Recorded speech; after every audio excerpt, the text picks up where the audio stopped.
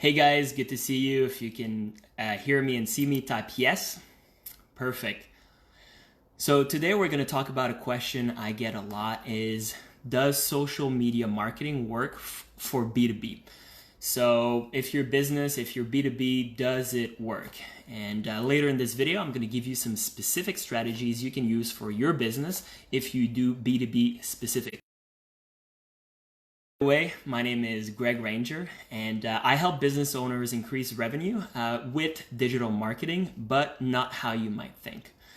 So, and actually, before we get started, if you're looking to grow your business over the next 12 months, be sure to check out gregranger.com. Watch the quick video there, and if you like what you see, then fill out the form and we'll talk. So typically business owners come to me because they want to profitably increase sales with digital marketing. And even though these business owners have 5, 10, 20 years of experience, and usually they generate 7 figures plus in revenue, they can't seem to get to the next level with their online marketing. So they still tell me that they feel confused and overwhelmed by the whole thing. So by the way, if this sounds familiar to you, you're not alone. Lots of business owners feel like that. There's just so much stuff out there. I don't know about you, but I get conflicting messages all the time. Like, okay, you need a new website, email is working, you should use chatbots, you should not use chatbots, and so on. So here's what I tell these basically overwhelmed business owners is, look, there's one thing that's always going to work, and that's actually profitable paid social media advertising, even if you're doing B2B.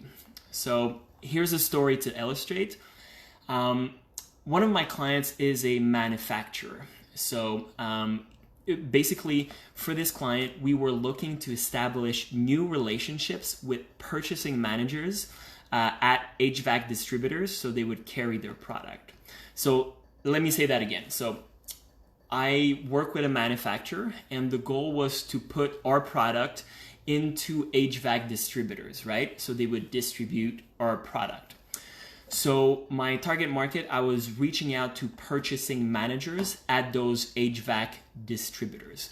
So as you can see, it does not get more B2B than that. So here's what we did. We created a video that captured the attention of our prospect within the first few seconds. Next, in that video, we called out his profession. So we said, hey, are you a purchasing manager? And then next in that video, we delivered some quick benefits for them. So basically, we want to keep that rule in mind of what's in it for you. So in that video, we delivered some quick benefits that would apply to them. And then we ended the video with a clear call to action. In our case, the call to action was to fill out a form on the website. So that video, again, just to recap, it called out our audience, it captured their attention really quickly, delivered some quick benefits, and then asked them to fill out a form. So what we did is we ran that video as an ad on LinkedIn, and we targeted purchasing managers in the HVAC industries. And within a few weeks of the ad running, we actually had leads coming in, right? So again, I want to make my point clear is that even if you're doing B2B marketing, paid social media marketing does work. And here's the reason why is that, yes, it's business to business, but there's humans behind those businesses making those decisions, right? So the purchasing managers are humans, the chief marketing officers are humans. So does that make sense? Cool. So by the way, if you're serious about growing your business in the next 12 months, again, be sure to check out gregranger.com, watch the quick video there, and again, if you like what you see, fill out the form and then we'll talk. So how can we make this work for your specific business, right? So you can do something similar as I described above. So here's tip number 1. You want to figure out where your ideal client lives online, right? So chances are that he's at least on one of the major social media platforms. And typically, if you're doing B2B, he's most likely on LinkedIn. So the next thing you want to do, tip number 2, is you want to create a video that captures their attention within the first few seconds, and it actually needs to stand out. So as you guys know, our attention span is, with social media is very short. So you need to capture their attention right away. And one way to do it is to have an unusual sound at the start of the video. So let me make you listen to what that sounds like.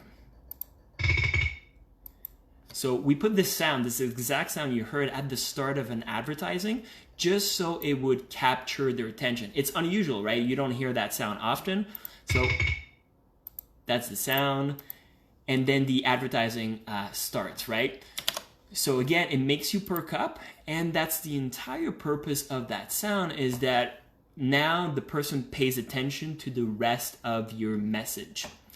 So again, let me say that again, the first few seconds of your video are super crucial.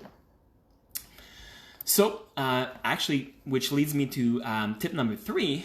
Tip number 3 is to have hard-coded caption or subtitles in your videos. So if you're doing any sort of video advertising, you want to have the captions hard-coded. So here's the reason why, is that when people are scrolling on their mobile phone, they often have sound turned off. So by having the captions running hard-coded, it gives the person a chance to consume your content on mute, basically. And if what you're saying is actually compelling enough, they might click on your video and then turn on the sound. So again, it's a good idea to have all your advertising have the captions turned on. And actually a quick tip, if you want to have your captions generated for you, you can use a service called Rev, R-E-V. And basically you just send them your videos or your audio files or even a link to a public video or private video. And what they'll do is they'll send you back the captions, and then you can just re-render your video and embed those captions in your video. Cool. Does that make sense? Awesome. So that's it for my 3 tips. So again, tip number 1 is to identify where your ideal client might live.